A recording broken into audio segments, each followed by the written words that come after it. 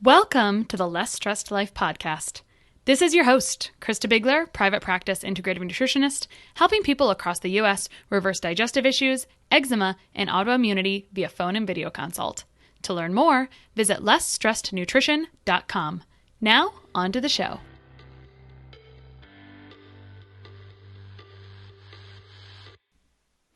All right, today on the Less Stressed Life, we have a man who has made me reconsider all of my children's names. In fact, if I could start over, I would probably name one of my kids Figs. Because as the person who introduced me to Figs said, I have a charming therapist for you today. So we have Fiacra. Actually, I'm pretty sure that's not right. So I'm going to go ahead and have him let me know. I only have to say his name properly one time. Fiacra O'Sullivan, who is from Ireland, if we're wondering where that came from. And I can understand why we just went to Figs. It's such a lovable name. He's a licensed marriage and family therapist, certified in EFT for couples. So last night I realized as when you're not in that realm of practice, you're like, oh, what is EFT? Oh, I thought we were talking about a different topic here, but it's emotionally focused therapy. So he's certified in emotionally focused therapy for couples. He's the creator of the Empathy method and the certification process for empathy coaches. His life's mission is to help couples feel more connected. I think his bio is brief, but I'd like to give him a few more accolades. I spent some time on his website last night. Gorgeous. You've got to go to empathy.com and take the relationship quiz, but we'll talk all about that. Welcome, Figs.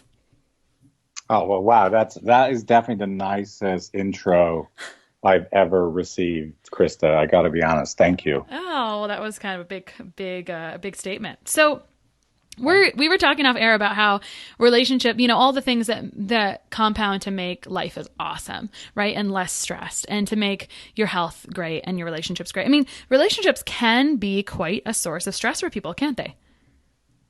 Absolutely. I mean, and of course, I'm biased, right? Because I believe like the quality and health of your relationship is the ground upon which everything else we stand upon in our lives. Now, of course, talking to you, like I would say, health is probably even more important, but then after your actual physical health, the quality of our relationship with our primary other and then our family, I think comes next in terms of making sure that people can have the fullest life possible. Yeah.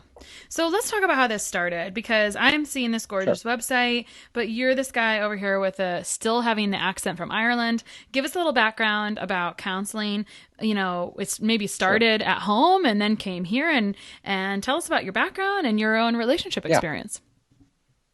Yeah, well, so, I always say that I have like that cliched Irish story. I'm the son of an alcoholic and a heartbroken mother. And so my real qualifications are I'm a wounded human being.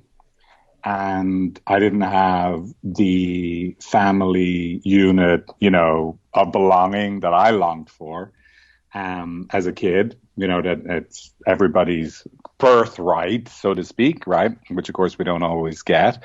And so my life's work has been trying to feel a sense of belonging inside myself, right? And then obviously with another so that I could then be, be a husband and be a father that my wife and my children deserve to have. Mm-hmm. So that's the real qualification. Now, the alcoholism was it was a curse, obviously, on one level to my family, but it was also a blessing in it because, my dad, got his act together, went on to become a therapist, and he's a pretty amazing therapist in his own right. And my mother became a social worker, probation officer. My sister's a therapist. Of course, I married another couples therapist. On one hand, the betrayal of alcoholism was the worst thing that happened in my life, you could say. But it's also those trials and tribulations is what has made it possible for me to become all that I can be. This is definitely my vocation. It's what I'm best at being there for other people and helping them go from being in their threatened brain in relationship to actually calming their limbic system and then being able to reconnect with someone who's really important to them.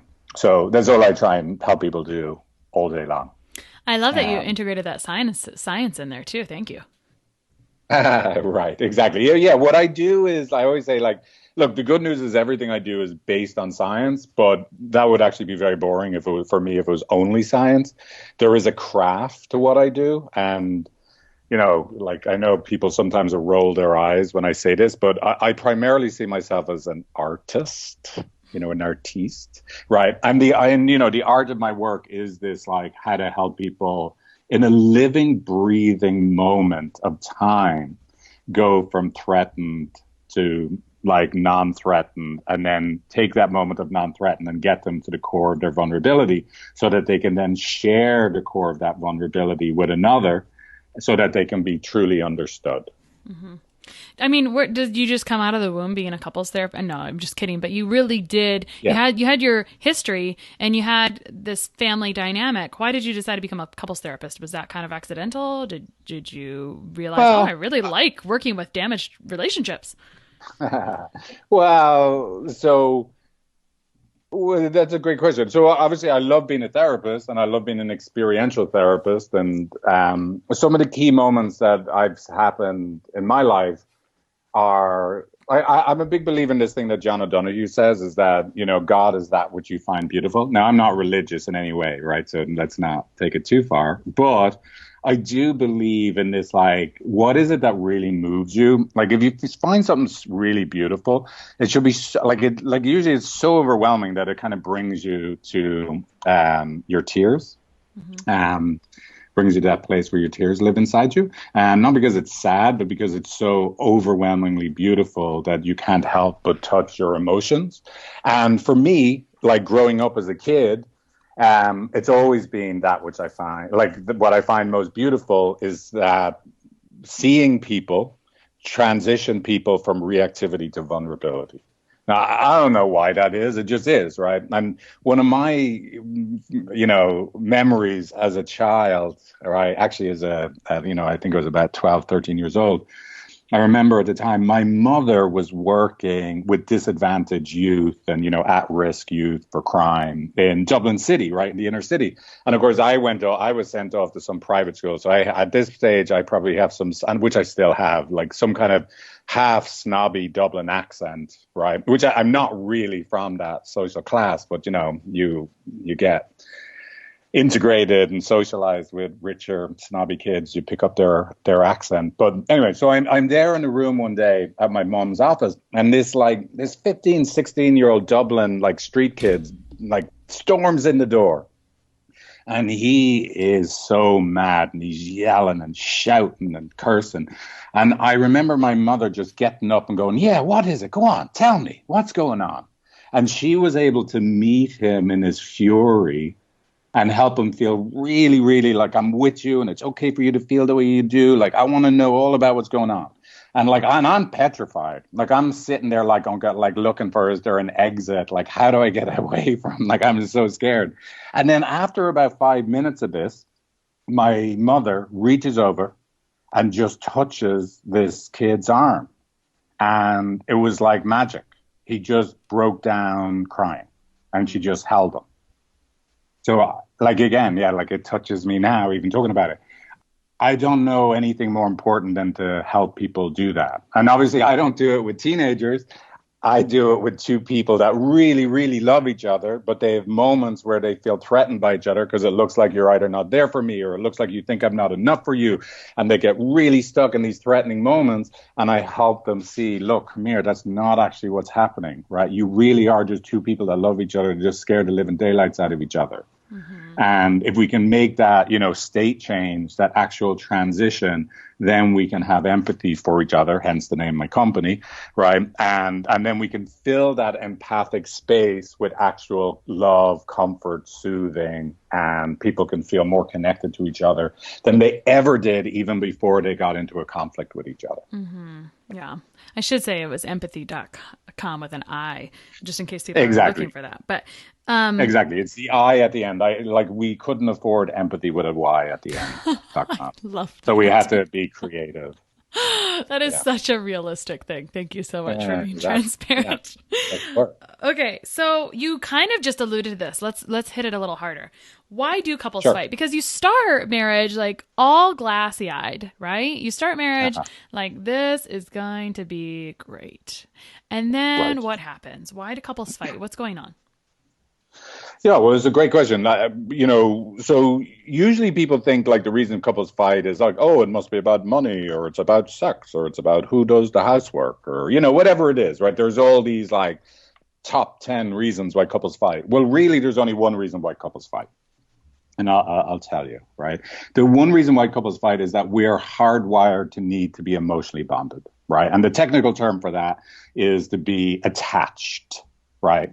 And attachment theory is the best theory we have of what love is. And in short, it's this need from the cradle to the grave to be attached, emotionally bonded to another. Right. And this is hardwired in. It's not optional, right? With 100,000 years ago, you were born and running around the African savannas, right?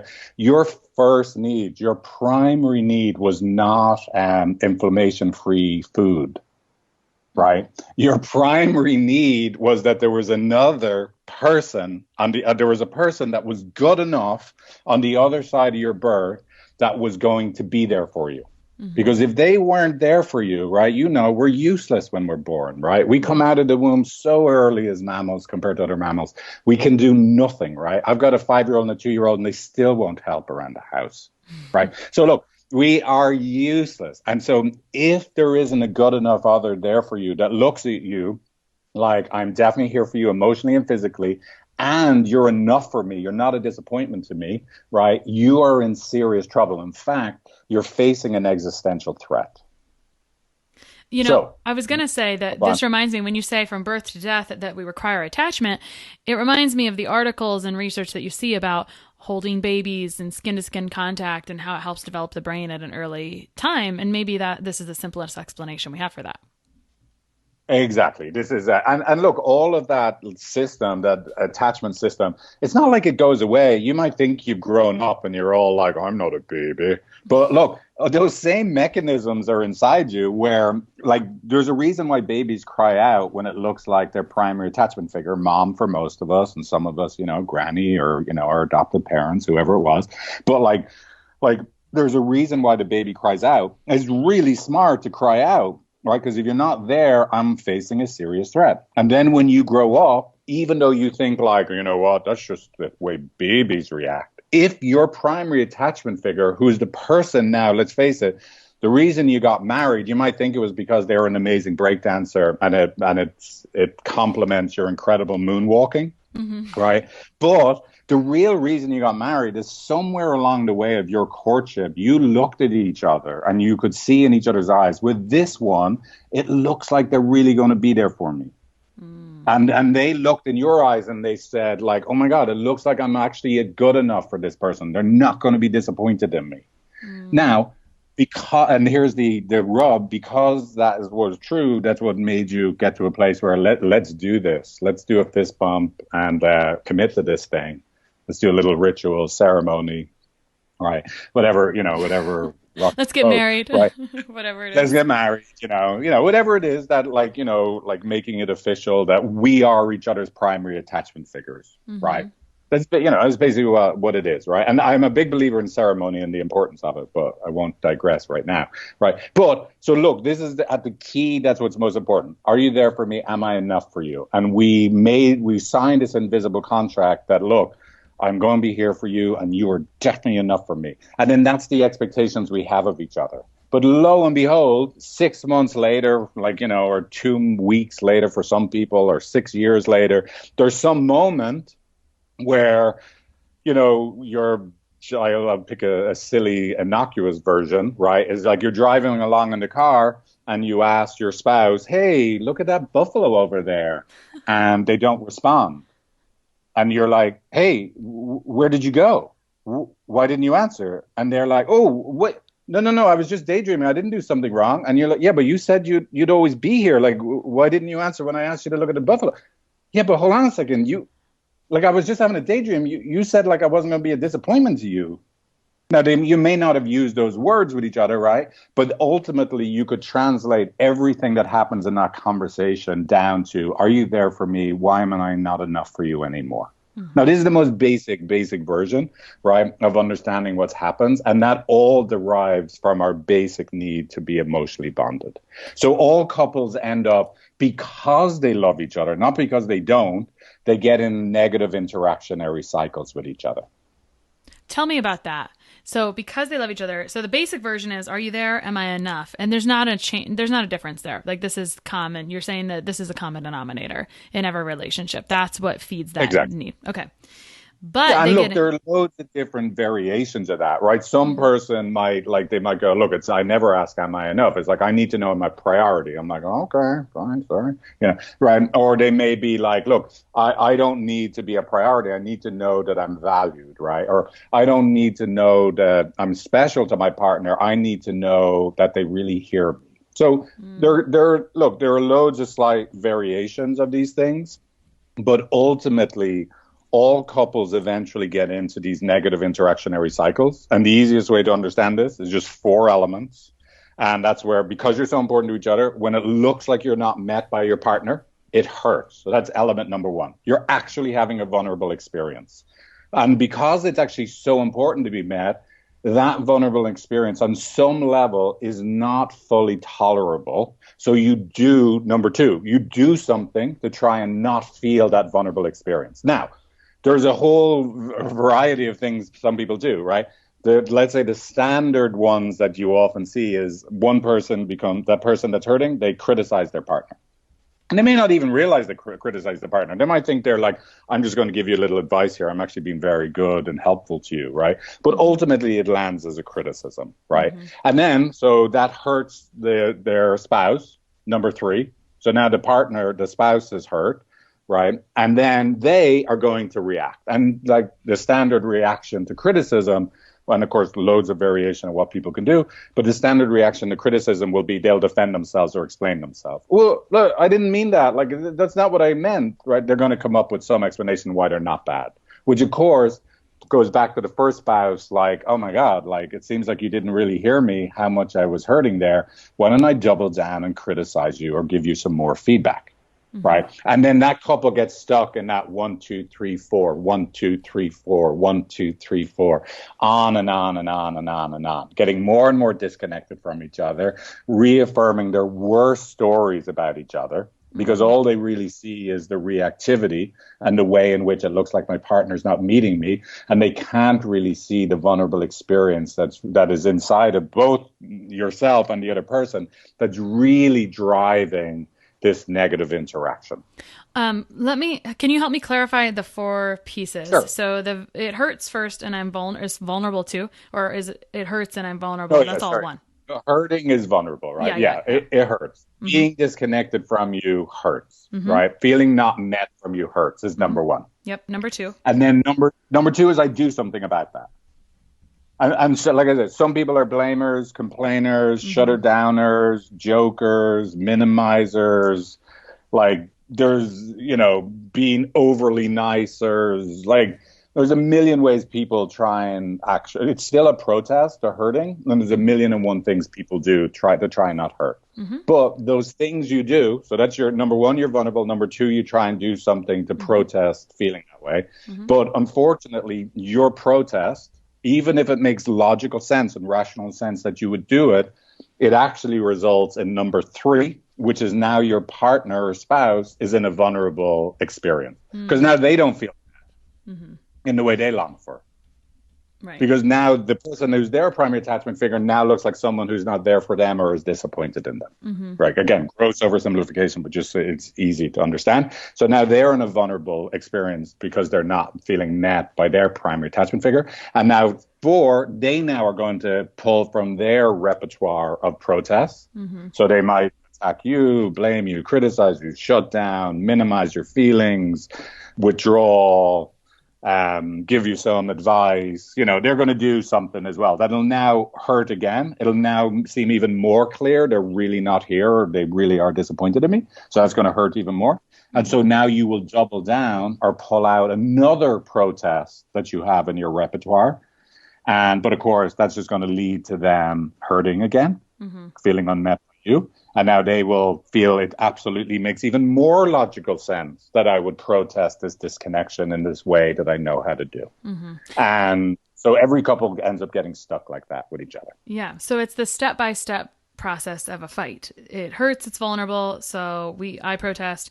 Now my partner's vulnerable, so he protests. And again and Exactly. again and again. Okay, I got it. On and on. Okay, so And that's great. I love that you broke that down as a step by step, because one of the things I always ask couples when I first meet them is I want to know how you fight, but not usually people want to tell me the story about how they were hurt and what the other person did bad, and then they just take turns. But actually, and that's going to just make them fight again, which sometimes is great for me to see that.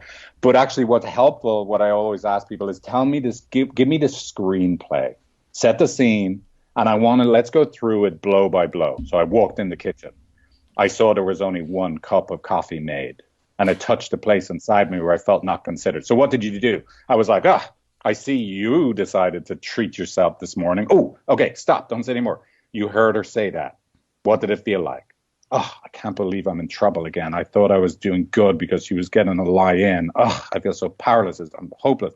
Now, of course, I might have to help them get that that's what they're feeling inside. Okay, what did you do? Well, I just turned and left the kitchen with my coffee. Oh, okay, stop. Don't tell me anymore. You saw them turn and leave the kitchen. What did it feel like inside? Well, if I felt not considered when I first saw only one cup of coffee, now I felt even worse and alone. Oh, and what did you do? Well, I actually took the coffee machine and I threw it out the window. Oh, now we're getting somewhere. Right. So I'm able to work out, like, what are the real vulnerable feelings? What's the way you both react? And what is the system that you co-create together? Because then if we can really get a sense of the system that you co-create together, and I don't know if you're following around that silly story I just made up right now on the top of my head. I loved both it. people make perfect sense, right? If you're the person that walks down, you see the one cup of coffee, it makes sense that you could feel, ow, what about me? But if you're the person that made the one cup of coffee and you were like, I was actually letting you have a lie in, like, it makes sense. It would actually hurt that it seems like you're in trouble when you didn't even think you were being bad, right? Mm-hmm. So that's the thing. We can get to a place where we can see, look, it makes sense. You're both hurting. It makes sense why you did both the things you do, although I wouldn't advise continually throwing coffee machines out the window, right? But everybody makes sense, and look at what we co-created together. And if we can get to that place, would you look what we co-created together, because we're both hurting and we're only hurting because we love each other. No wonder we reacted the way we did, right? Then there's this magical bridge of empathy that can appear, where that we can actually find our way back to each other and love each other and soothe each other. Oh, I love it. I also think next time I have a therapist, I want him to have an Irish accent to go through this. No, I'm just joking. Not really. Why? So let's talk about, this is a typical, I think we're all probably resonating with what this fight looks like. Are there better, worse ways? Do you think in the same way that it all boils down to, are you there and am I enough? Does it also boil down to this same interaction back and forth in a fight? Or are there variables to that as well? Look, well, 70% of couples approximately would fall under this category of what we call the what we call in the empathy process the relentless, reluctant partnership dynamic. And that's where one person has got a greater propensity to feel abandoned or not considered or not a priority. And they're more likely to protest by seeming, even though they may not seem that's what they're doing to themselves, as criticizing and blaming. And their partner is more likely to be what we refer to as the reluctant lover. And the reluctant lover, they still actually want connection, but it actually hurts a lot to feel like they're a disappointment. So they tend to pull away. Their protest behavior is to pull away or be defensive or shut down. But really deep down inside, they're actually really hurting too. So, look, there's no doubt that 70% of the time, at least, that's the most standard dynamic. Mm-hmm. But even within that, that doesn't mean in any given moment in time that we couldn't have both people withdrawing for each other. Fine, whatever. Okay, well, I don't care either. And then they just don't talk to each other, right? Mm-hmm. Or we couldn't have both people protesting by blaming each other at the exact same moment. So Yeah, look, all of these things, I'm just trying to break it down to its simplest to Mm-hmm. understand, right? So that, like, it's like anytime for a map to be useful, it's got to be like simplified, Mm-hmm. right? But of course, ultimately, each individual and each relationship is much more nuanced, and that's like I was saying about the craft of the work Mm-hmm. is to actually get into the real nuances of each person, like what their vulnerability is, Sure. what are the kind of things that trigger them that are very unique to them and could be very confusing for your partner then, right? Mm-hmm. Like, I have no idea why like I'll give you a silly example from myself, right? If that's okay, Yep. is like so I grew up again, just like I was saying, like, heartbroken mother, and every now and again I'd be sent off to the country, to the farm, which was brilliant as a kid, right? On one level it was brilliant, but on another level, like I really miss my mom. I don't want to be away from her for a week or two in the summertime. But my relatives, who were wonderful and they were so great to me as a kid, but they would often, while I was there, well meaning, they would say, "Aren't you happy you're here? Aren't you having a great time here? Asher, don't you love that your mother gets a break? Don't you want to stay another week?"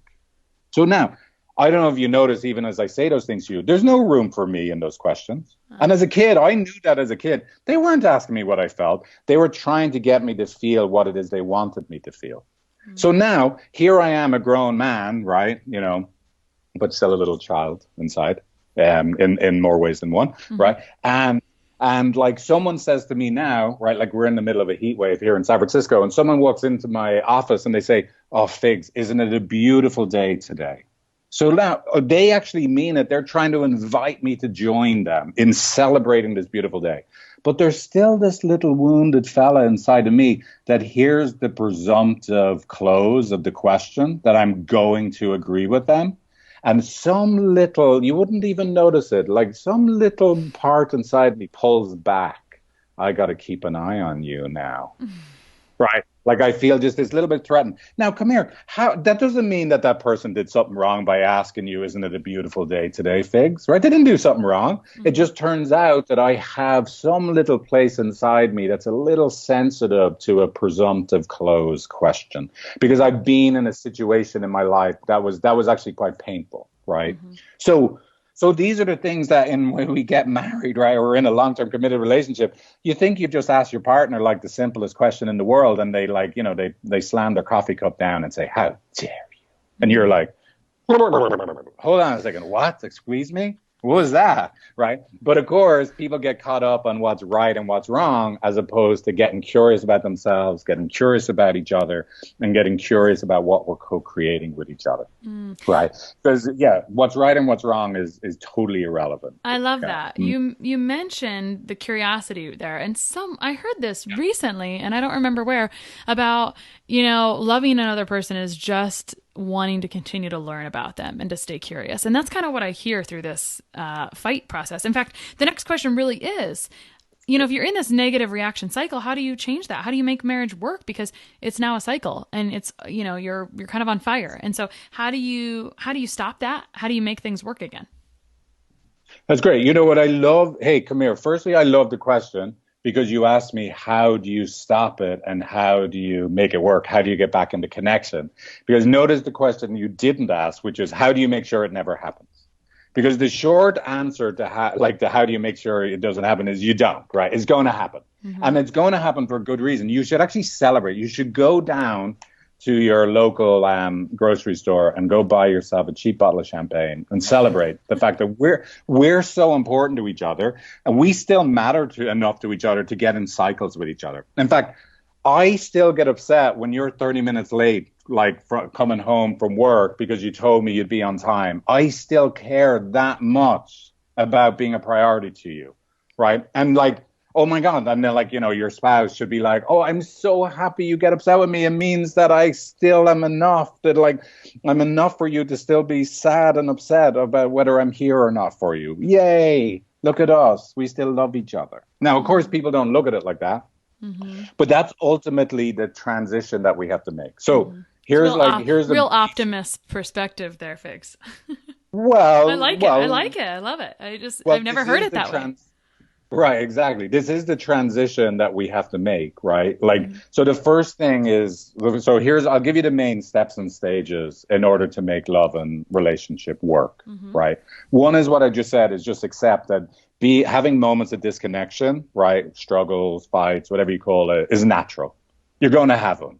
Stop trying to get rid of them completely. Don't set yourself and your spouse up for expectations that neither you or them or your partner can meet, right? Mm-hmm. That's the first thing.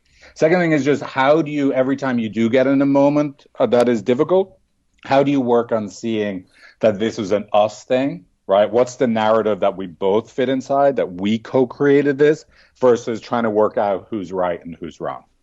Right. So then if you get to the place like this is both of us, now can you really see, look, my behavior that you thought was awful and your behavior that I thought was awful, what's the real vulnerability that that behavior was born out of inside of each of us? And how is that vulnerability related to the significance that we hold to each other? So now we get like it was both of us. Fighting is okay. It's normal as long as it's short and we don't do too much damage to our emotional connection, right? And it only happened because we're both hurting because we love each other so much. And now I might be able to take a look at, oh, it actually makes sense now when I threw the coffee machine out the window, how that could have actually hurt your feelings. I actually see my part in it. For the last 30 minutes, all I could see is how bad you were for actually only making one cup of coffee. But now I'm actually able to see my part and how my actions and behavior could have hurt your feelings. And when both people can mush all that up together, it's both of us. It only happened because we're hurting. And why are we hurting? Because we mean so much to each other. And I actually have a part in this dynamic. It's not just you, both people. You mush all that together in an actual experience in your body that calms your limbic system. We're no longer sitting on the couch or standing in the kitchen with two crocodiles, right? That could like fight, flight, or freeze from each other. Mm-hmm. We're actually two little field mice that are actually love each other and are really hurting to be disconnected. And those two little field mice now might be able to move towards each other and give each other a little snuggle and reconnect with each other. And we got to be able to do that process over and over and over again for the rest of our lives. Okay, I heard you there, but I want to make sure we're reiterating the steps. So I'm going to repeat what I heard and you can correct how they go. So really we're moving past denial and we're accepting that fights happen and that disconnect happen, right? Then we get vulnerable, right? That's what I have. How do you work on seeing this as us? Actually, sorry. So no, the vulnerability, the step, the process, the order kind of matters. Uh-huh. You want, let's just say like, that I was saying, like we're two crocodiles. If all of a sudden, like you're in a fight and you turn into crocodiles because you both are a threat to each other, right? Mm-hmm. And then you're like, I think like I'm going to share my vulnerability. Well, you want to be careful sharing your vulnerability if your partner's still a crocodile, right? Because you know what happens if you walked up to a crocodile and, you sweet crocodile, I'm not scared of you. Like, hello, let me be all right. They bite your hand off. It's not going to work out very well. So that's why the thing we have to do before we start diving deeply into sharing our vulnerability is get see like, hey, this is both of us. Mm-hmm. I always say like, it's like a 3-legged race, right? You actually have to do this in lockstep with each other. Like you can't, like, let's say you're doing a 3-legged race and you cross the finish line. You're like, yay, we won, while your partner is still halfway down the course, right? No, you didn't win. You were disqualified, right? So the first thing we have to do is both of us see this is a system where we both were hurting and we both were reactive over Coffeegate this morning. Yeah, right? Getting on the same page. So getting on the same page with the same story of what happened where we both make sense. No one person was the bad guy or bad gal. Mm-hmm. I don't even use that word gal, but you know what I mean. Mm-hmm. Okay, so we got to do that first. And then if we do that, now we could deepen down into, hey, look, this is the way I was hurting and I can see that you were hurting. Right. But we still wouldn't go, I don't get like too complicated on this right now. Like, but we couldn't even go that deep yet on that. Because we want to make sure we get to this place where you literally have a state change from being threatened by each other, right? Feeling like you're on opposite sides of an issue to feeling you're on the same team and on the same team as two vulnerable people that it hurt. You both got hurt during the difficult moment. Mm-hmm. And then you both see, look, it actually makes sense the way in which I reacted when my feelings were hurt, that I probably did hurt your feeling, that both people can see that. Mm-hmm. Okay. And now I'm breaking these things out into separate things because it's easy to understand it. But really, in a living, breathing moment of time, this is kind of all of this. Oh, like eventually when people learn how to do this, this is something that literally is a shift from being a moment of time where I'm threatened by you to going, oh, damn, we're in a system. It's like, I always like look at it like, you remember The Sixth Sense? Remember the movie The Sixth Sense? You remember that movie, The Sixth Sense? The little kid that saw ghosts all the time? Those are the movies I try to block out of my head Exactly. there, but go ahead. Well, like anytime there was a ghost present, you knew before you saw the ghost because you all of a sudden you could see the kid's breath. The entire atmosphere, the environment changed instantly. You didn't have to see the ghost, you didn't have to hear them first. So look, I'm breaking it out into all these separate steps and stages, but really it's this state change we're looking for, where you go from just like threatened to, oh no, we're stuck and we're both hurting and we both are doing things. And so it's not at first when you're learning it, just like if you're learning to dance, you might be like, it might be a bit clunky and it's like, oh, step one, oh, step two. But really, eventually, this is something that you just get. You just shift from a moment of threatened by each other because we're disconnected to actually, oh, we're really, really sad and hurting together being disconnected. The first place we need to reconnect with each other is in an actual sad place. Most people want to reconnect with each other in a happy place, but the first place that we have to get good at reconnecting with each other is like in a place that's actually kind of sad and it sucks. Like again, that made up couple over coffee, right, in the morning. I know that they both would like to reconnect like while going on their their walk along the shore later that day. But before they're going to be able to enjoy that walk along the shore, now that they both have a coffee in their hand, right? They're actually going to have to connect in the place where, that was so hard this morning. I thought you were really upset with me. Oh, I know that was hard for you. And I really thought you weren't thinking about me. Oh, sweetie, of course I was thinking about you. And of course you're enough for me.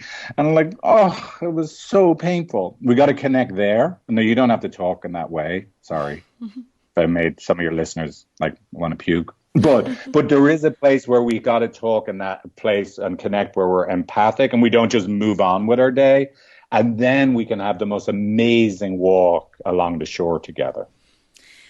So this is bringing up a question that people are going to say, this is all fantastic to have empathy, but just like dancing, a relationship requires both people. So how do you get, I have a question from listeners, and this is really, I feel like the chorus saying this, how do you get your partner to take this seriously? If you feel like you're the only one that is taking it seriously, how do you know that your partner, how do you get your partner to take a quiz to get started on this journey if you don't even know if they're emotionally in tune with themselves? What about that piece? Yeah, well, that's a great question, right? And so I've got like, I don't know whether the answer is it's good news, but I'll be totally honest, right? People either change out of inspiration or desperation. And you can count on one hand the number of people in human history that have changed out of inspiration. The rest of us, unfortunately, are going to wait till things are desperate to change. So there are two things that the main thing I need in order to help people that come into my office is I need suffering. I need the two people to be suffering. I need their struggles with each other to be causing them distress. So look, it is a totally normal story, right? Where one person is, I'm the one that's trying, and that person is shut down. And of course, there's a gender generalization, right? And a heterosexual couple, 7 out of 10 times, you're going to have the woman as the person that, why am I the one that's trying and I'm doing everything and they're there watching their Super Bowl Sunday, right? Oh, like, so, but not always, but that would be the rule of thumb, right? Mm-hmm. And look, the way in which to get that person to engage, the best way to get him to engage and be curious about himself is it's got to get pretty uncomfortable. They got to see that, look, I'm really, really hurting and this isn't going to work because you're actually much more important to them than you may believe. And you hurting and them seeing the depth to which this is distressing you, that we're disconnected, is the best chance you have of them actually getting off their backside and off the couch and let me try and do something to actually get you back to a place that I'm not a disappointment to you. Mm-hmm. So unfortunately, yeah, people don't reach out to me and for actual couples counseling until things are bad enough. Now, one couple's bad enough could be, I can't believe I caught you looking at Jennifer Lopez on the MTV Music Awards, right? Mm-hmm. And whereas someone else's bad enough might be, wow, you just had your fifth affair, right? Like people's capacity to withstand disconnection varies. And so distress is your friend because it motivates people to change, mm-hmm. right? Now, it would be great if people would do it before then. Absolutely, right? And the other thing I always say is, don't ask people to engage in a whole process. Let's say, the quiz and stuff I created is great, but it's just a tool to get people into the framework. But in order to really do the work, you're probably going to have to do more than just a quiz, right? And to be honest, even the course is helpful, but these are all like baby steps. Uh-huh. Really, you probably need to actually see someone, whether it's in person or online live, right? So the other thing is you only ask someone to do one session. Don't ever ask someone hey, will you do couples counseling with me or, relationship coaching? It'll only be in the next 6 months of our lives, right? That fella or that woman's not getting off that couch for but if you tell them, look, all I want is one session. You do 60 minutes. And here's what that Irish, weird accented, balding, middle-aged therapist said, right?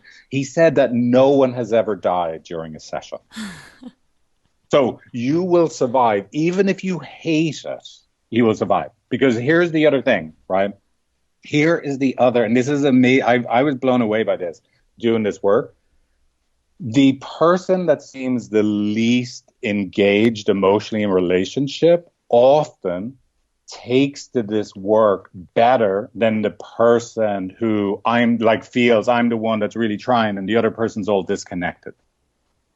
Often the person who seems most disengaged emotionally and most not in touch with their feelings gets this stuff quicker. So will I explain why that is? Yeah, please. Yeah. So look, here's a little story I created, right? Let's say two people in a relationship, right? There's the person who believes I'm the one who tries and I'm in touch with my feelings and I'm the one who always wants us to do things together. And look at them, right? They live in the penthouse of this apartment building, right? That represents their relationship. They're the good one. They're up on the top floor. They have this great view, but they're all alone up there. And they call their girlfriends every now and again or their boyfriends. And they tell them, are you alone in your pen? And they're like, yeah, I can't believe it. Right? Now, their partner or their spouse is down in the basement. They're in the janitor's quarters. It's not even supposed to be an apartment. It's like a little hovel, right? That was made, it was just there for the brooms because they're such a crap partner and spouse. They do nothing. They are so bad, right? So we have one partner that's up in the penthouse, the most beautiful apartment in the apartment building, but they're all alone in it. And they're pissed off being alone there. And then we have the other partners down in the basement that I'm not coming out because all that happens when I come out is I'm going to be told I'm useless and I'm in a disappointment. And that's the predominant narrative in our culture or society. So why would I come out? And then I come along, right? When people come to see me, and then I show them, look, come here, look at this apartment that I have created for both of you in the middle of the building. It's a beautiful, well-appointed apartment. There's still nice views, right? And you both could fit in here together. You could, it makes sense, right? The person that's in the penthouse, they're like, I ain't going down there. I've got my freaking nice apartment up here. You get that crap spouse to get up here, right? Whereas the person down in the basement, right, the partner that's supposedly the crap spouse, they're like, I'm in. Are you kidding me? You're telling me that we could live here together and we could be equals and I'm not just the bad one? Okay, sign me up. Mm-hmm. Right? So often it's easier to make that move from the basement to the middle of the building than it is from the penthouse to the middle of the building. So, I mean, we could go on and on about this because this is the hard piece, right? And so it's almost like you need a whole another 60 minutes or a personalized session. It's the hard piece, and that's the whole intention because as you said, you know, it's the hard part. It's the desperate part, right? We don't just do something because we're like, oh, I'm not in pain. So I'll just wait for that. So the first step, I mean, not that this is the first step, but you do have some great tools for us at the end of the day. And it's empathy with an I because we couldn't afford empathy with a Y. I love that. It's a good way to remember it. I love it. So we got empathy.com and there's an awesome quiz there that I loved because I felt like when I was reading about it, you were reading my mind. I loved your little balding picture underneath and you're like, I'm a reluctant lover too. It's okay. And you were just like cheering me on throughout the quiz. It was very nicely done. So tell us where to find you. Tell us what you have. Yeah, so empathy.com is the best place to start. And then there's on the main menu, there's a quiz link and you can take the quiz there. And then the other thing, if you really wanted to take a deeper dive, I don't want to give people too many options, but you can definitely like schedule a free consultation with me or someone on our team, right? Because I have a team of therapists and like relationship coaches. And there's a big like book a consult button on the page. Or you could try our online course, and we, like we were talking about beforehand, I'm happy to give a coupon code to give 50% off our flagship course to any one of your listeners. And so if you take the Learning to Love Better conflict solution course, and there's a courses link on the empathy page, and you put in the coupon code less stressed, you'll get 50% off any of those courses.